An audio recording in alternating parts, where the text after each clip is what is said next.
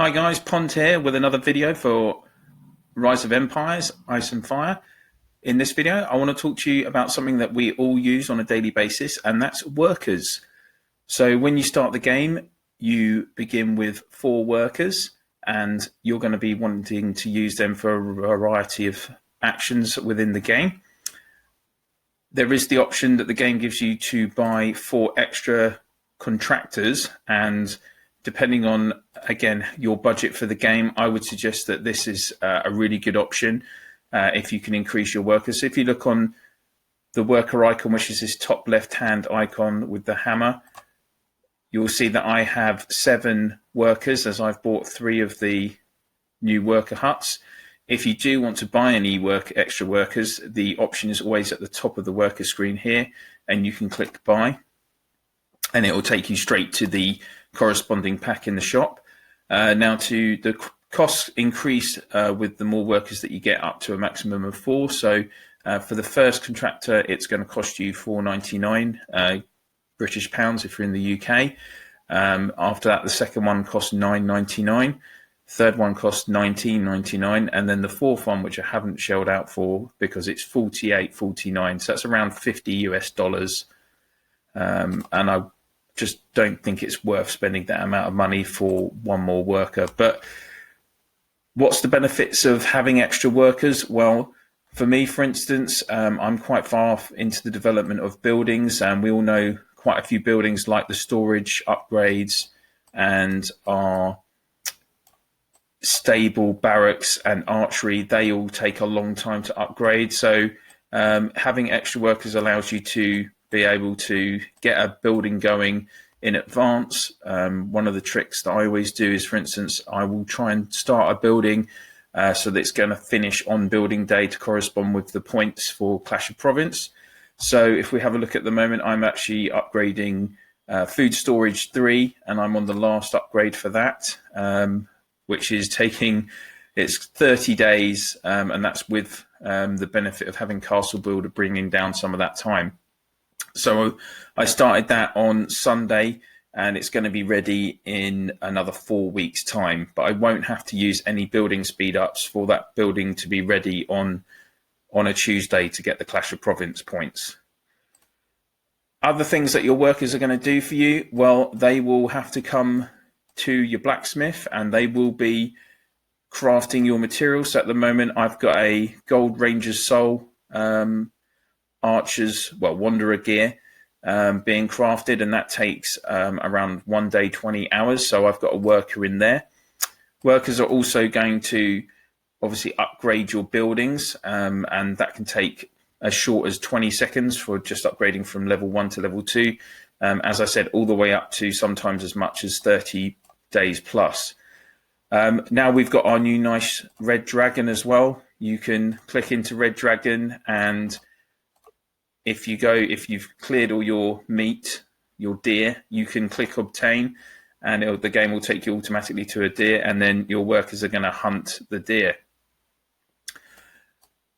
Other things that workers can do, well, obviously we're not in the game 24/7, and particularly on farms, you might not be visiting them very often. So a top tip for you is that you can send workers to explore, and to do that, you just click on the worker screen again. If any worker isn't doing anything, it will give the explore option to the right hand side of them, so you can click on explore. Now there are 2 options, normal exploration. So basic exploration is exploring the outside of your camp and does not have any restrictions, nor does it consume any items. On the right, there's the advanced exploration, and this is one of the items that you can unlock if you've paid for the VIP shop, and it's an option at level 2. And as it says, after purchasing from the VIP shop, you can send your workers to explore and get awesome loots. The daily exploration limit resets at 10. Beware, if your worker is found by other players, it may be robbed.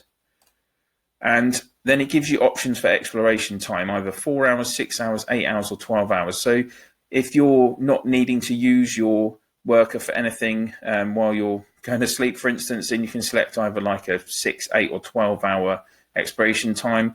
If you've got a few hours where you don't need to do anything, you can select the 4 hours. But now, one thing to note with these exploration times, some workers don't have the option to do more than 4 hours. So, and it won't just simply won't let you do a 6, 8, or 12-hour exploration, and it will tell you on there. Another little tip for you: if you actually click on the worker icon, it will tell you what their buffs and debuffs are for them as individuals. So, for our worker here, Roger, he is going to give plus 30% increased chance of encountering Barbarian Village during exploration, and he is going to give plus 30% on your marble and plus 1% on a material reward. As it says here, workers' occupations and characteristics can affect the results of the exploration. They can be changed base level 12 to unlock the exploration function. Use transformation scrolls or gold to change workers. When transformation cards are in possession, it will be consumed first. So what are the transformation cards? Well, generally in the first few levels of the game, it will automatically give you some cards when you unlock a worker.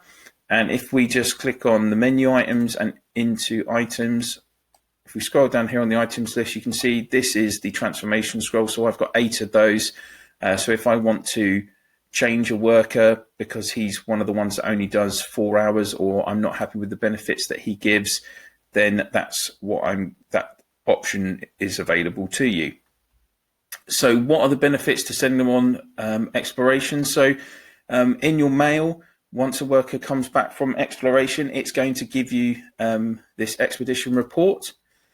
So overnight, I did send some of my workers out. So let's look at Branch, for instance.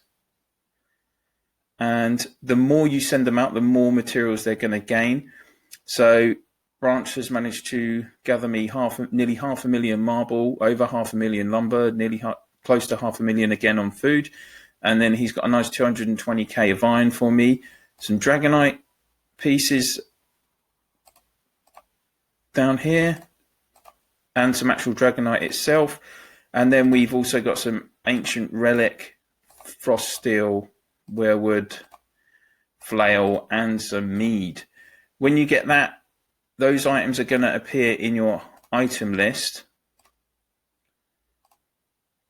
and they'll appear here, and you can then actually click on them and exchange them for gold. So by sending a worker out on an exploration, you're going to get lots of different elements: resources, gold, dragonite pieces, which then you can use if you go into your blacksmith and into materials. You can then use these dragonite pieces at the material shop, and that's going to let you either purchase a green quality or a blue rare material for all 4 of the different gear sets. So at the moment I've got 9,977, so I could actually buy 4 blue cavalry materials, for instance. That's going to help speed up generating those top level orange and gold gears for you. The last thing that workers do as well is the very basic things, which is reloading your crystal workshops, your dragonite workshops, the tavern if you fill it, and also the charcoal factories again if you fill it. So they do have quite a lot of functions, and as I say, if you're looking to spend a little bit of money on the game, then I would definitely suggest that you look at maybe purchasing 1 or 2 extra workers. That's basically everything that a worker is going to do for you guys. So I hope you've liked this video. Please do like, share, ring the bell, and place any comments that you have down below. Thanks very much for watching, and I'll see you all again soon.